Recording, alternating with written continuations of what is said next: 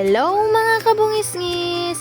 Samahan niyo ko ngayong araw magluto ng garlic. Magluluto ako ng garlic dahil namimiss ko kumain ng siomai. Namimiss lang talaga kumain ng siomai kaya garlic na lang ang ating lulutuin. Dahil wala tayong pambili ng siomai.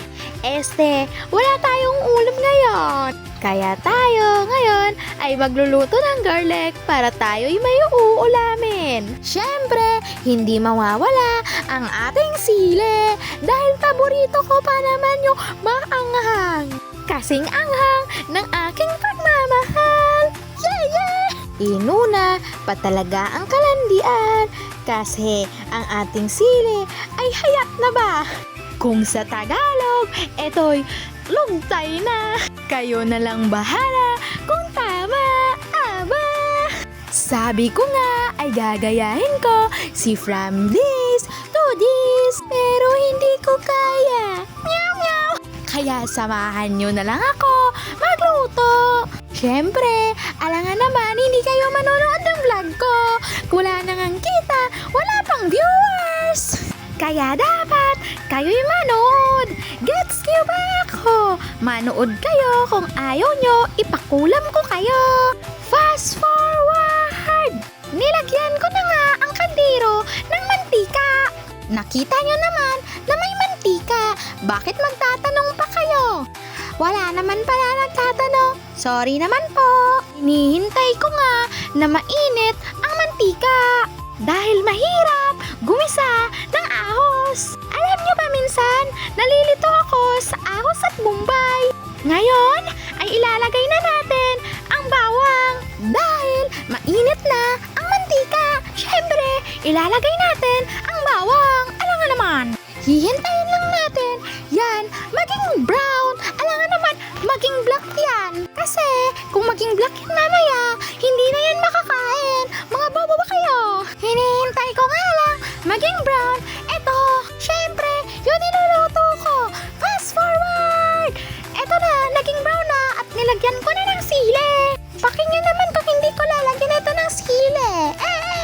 Naaamoy ko na nga ho, yung maanghang na amoy. Kasing maanghang ng kilikili yung mabaho. Aba, nagsabi naman yung hindi mabaho yung kilikili. Sabi ko nga dyan sa sarili ko, gigisahin ko pa ba yung sili? Dahil baka mamaya, magiging black yan. Wawa naman ako. Lalagyan ko na ng toyo. Siyempre nga, di ba? Sauce ng siomay ang lulutuin ko. Malamang may toyo yan, katulad mo. Katulad ko pala. Sabi ko nga, baka mapait to. Dahil maraming toyo ang aking nailagay. Okay lang yan. Maraming tuyo naman ang utak ko. Siyempre, may naisip ako. Lalagyan ko to ng original tomato sauce. Sabi ko nga, maasim ito. Baka matanggal yung pait niya. Pero hanggang baka lang naman ako. Hindi yung baka na hayop ha. Tapos, nilagyan ko nga ng kaunting magic sarap para naman hindi masyadong mapait. Dahil nga, sobrang fail yung naging luto ko. Pero, alam nyo ngayon, araw-araw ko kinakain to. Kasi, ang video na to ay matagal na. 1 week pa. Hehe, okay. Ngayon, ay titikman natin kung ito ay masarap o hindi. Basta sa pagkakaano ko, ito ay mapait. Tulad ng crush mong pait na pait sa'yo. Hindi ka naman gusto, pero pinipilit mo pa. Aray mo, pakak. Kunwari, good yan. Pero mapait talaga yan. Nilagyan ko pa nga ng sauce dahil sabi ko nga, bakit sobrang pait yan? Kasi naman, hindi naman talaga maiiwasan ang pait dahil katuyo yung nilagay mo. Bobo ka ba? Sana maintindihan nyo ang voice over ko. Minsan lang nga ni mag-vlog, ganito pa ang kinalabasan. Siyempre, hindi mawawala ang taste test. Aba, taste test. Perfect naman siya kung ako lang yung kakain neto. Aba, ako lang naman ang kumakain neto.